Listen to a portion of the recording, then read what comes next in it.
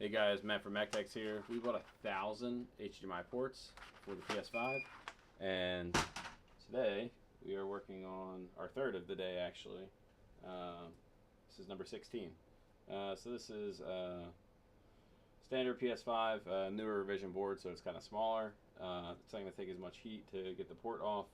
But this one, we're going to do a quick visual inspection here.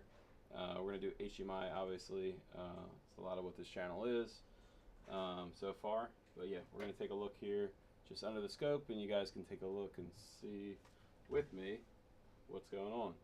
So, sorry, way zoomed in. All right, cool. All right, so you can see that the port is just really crooked.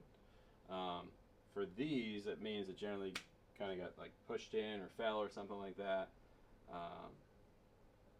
It's a little concerning because we could potentially have some pulled pads or some more board damage than usual.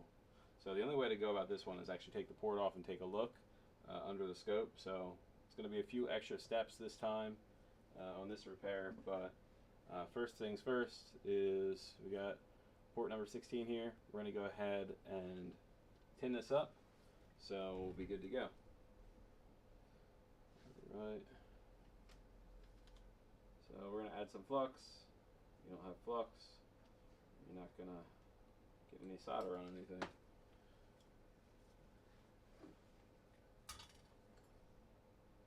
Okay. Alright, so we're going to run it along these pads here and get that tinned up. A little bridge there, we'll fix that in a sec.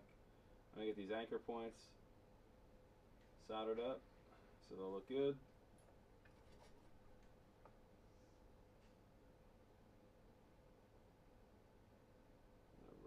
Looks good.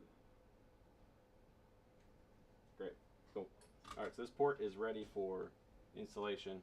We typically use the hot swap method unless there was some reason we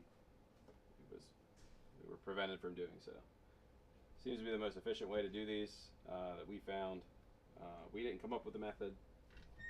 The repair community actually did, so a couple guys. I don't know exactly who came up with the idea in the first place, so I'm not going to give anybody credit, but I will not take credit myself. Alright, so next up is we're going to go ahead and use the hot air station.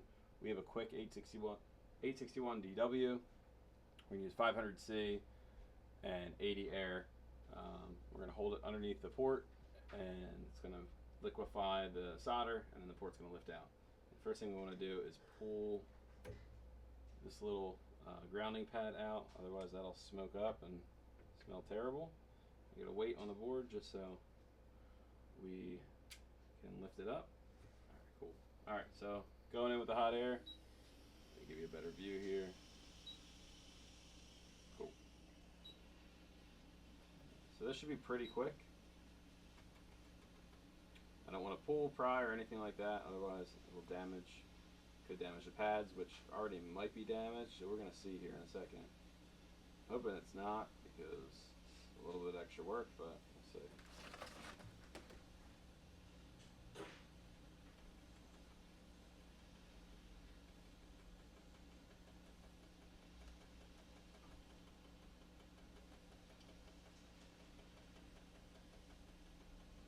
So I'm going to tap this until there we go. You see the movement there? It's tapping it until it liquefied and melted. And I'm going to see if I can slowly pull this up. Alright, so one of the pins is actually still stuck on there. So I'm going to lift that out, otherwise it could cause a problem. Good. So it looks like we're pretty lucky here. We're not going to have to do much. I'm going to add some more flux, so when we add this new port, it just flows right into place. Let's see here. Alright, and pop it right on. Good. Cool. Being able to look at this through the scope and apply it to the board is a lot easier than what I used to do in the past. So you just kind of have to find your own rhythm and figure it out. Alright, looks like the solder has solidified. Got a little extra flux on the board that I didn't want to. But now what we're going to do is go ahead and test the pins. So I have a little hook tool here, and I'm going to go through and just individually test each pin on here so you guys can do it with me. Yeah, this looks great. I'm going to make sure there's no movement and that it is fully connected to the pad on the board.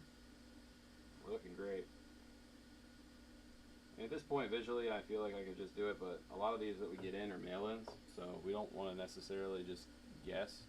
So we're going to retest it with this tool just to make sure it's secured on there. And then we'll go ahead and we'll do a 4K video test on this, just on a 4K monitor that we have in store. Make sure it's good. So this was a walk-in, so they're going to be happy getting this back today. Typically for our walk-ins and mail-ins, we do try to get the repairs on the same day.